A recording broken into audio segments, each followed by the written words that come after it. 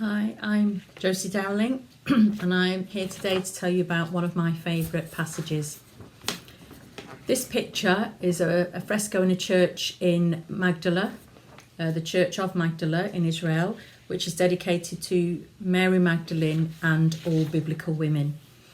And the picture shows a hand reaching out to touch a cloak, and it's called The Encounter. It's one of my favourite passages in the Bible. You'll find this meeting in Matthew, Mark and Luke, and I like to read all of the passages to just see that I've got all of the detail. It's a bit like reading a newspaper report on an incident, and it's in several of the papers, so you read several of the papers just to get all of the detail and from every angle. The story is about two things happening at the same time. You've got Jairus, whose daughter is ill, and she's probably going to die. And you've got an older lady who has a hemorrhage or internal bleeding, and she's spent all the money that she has on doctors, and if anything, she's getting worse, not better. So they're both afraid of the future, and they both have the faith to come to that crowd on that day to meet with Jesus. Jairus is the synagogue official, well respected in the community, but the other lady, the older lady, she has less status because she's a woman.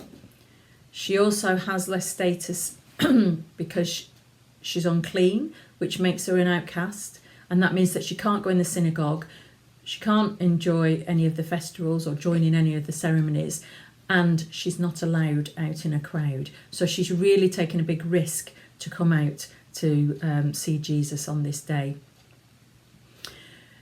I particularly love the story of the woman, that she overcomes all shame and fear at being caught out in that crowd. And it says in Mark chapter 5 verse 27 to 28, when she heard about Jesus, she came up behind him in the crowd and touched his cloak, because she thought, if I just touch his cloak, I will be healed.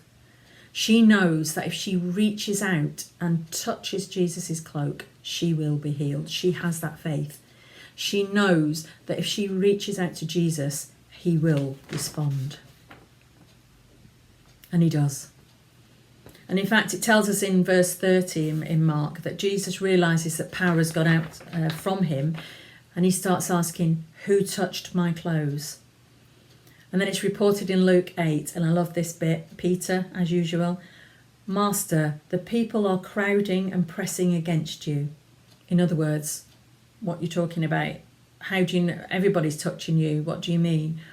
But Jesus does continue, and he says, I know that someone has touched me and that power has gone out of me.